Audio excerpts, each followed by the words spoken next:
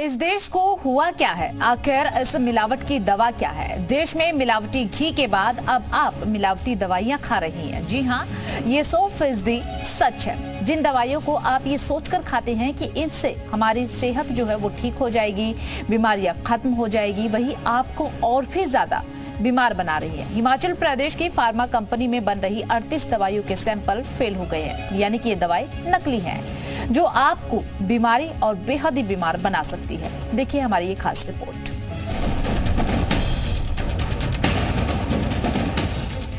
भारत में नकली दवाइयों से सावधान। दवाएं आपकी बीमारी कहीं और ना बढ़ा दें। जीवन रक्षक दवाओं को भी नहीं छोड़ रहे मिलावटखोर।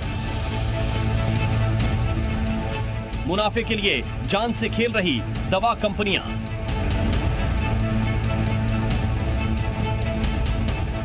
बीमारी होने पर जिन दवाओं को आप अपनी बीमारी ठीक होने के लिए लाते हैं, अगर पता चले कि वो दवाएं नकली हैं, तो क्या होगा?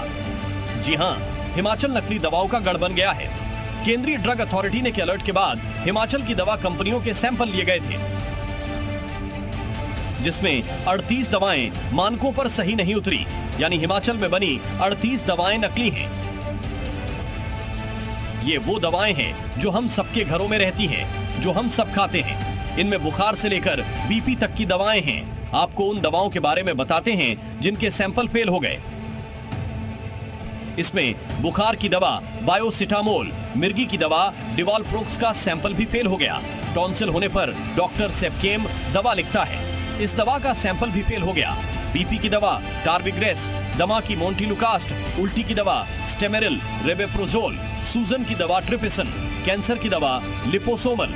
ये तो हम आपको सिर्फ कुछ दवाओं के नाम बता रहे हैं। ऐसी 38 दवाइयां हैं जो मानकों पर खरी नहीं उतरी, जिनके सैंपल फेल हुए हैं। 1200 ड्रग सैंपल लिए गए हैं, उसमें से अगर 56 या 57 फेल आते हैं और उसमें से 22-25 हिमाचल के आते हैं, तो जो रिमेनिंग है 1100 कुछ जो सैंपल्स हैं वो स्टैंडर्ड क्वालिटी के होते हैं। और उसका ब्यौरा कि उन 1100 स्टैंडर्ड में हिमाचल के कितने स्टैंडर्ड पाए गए हैं, ये ब्यौरा आपको CDSO ऑफिस ही बता सकता है, क्योंकि सैंपल्स उनके कार्यालय, उनके विभाग, उनके इंस्पेक्टरों द्वारा लिए जाते हैं। दवाइयों के सैंपल फेल होने का मतलब है गुणवत्ता खराब है। इनमें से बहुत सी दवाइयां मार्केट में पहुंच चुकी हैं। ऐसी ही एक दवा आपके घर भी पहुंच चुकी होगी। अब ड्रग विभाग बद्दी ने सभी दवाओं के बैच मार्केट से उठाने के निर्देश दिए हैं।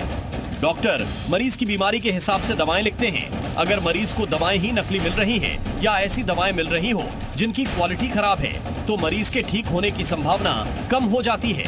लेकिन कुछ कंपनियां, कुछ लोग मुनाफे के लिए लोगों की जिंदगी दांव पर लगा रहे हैं। सोचकर भी रूह कांप जाती है कि एक बीमार, लाचार, बेबस और अपनी जिंदगी को बचाने के लिए जूझ रहे इंसान को मिलावटी दवाइयां दी जाती हैं। ब्यूरो रिपोर्ट, जी मीडिया।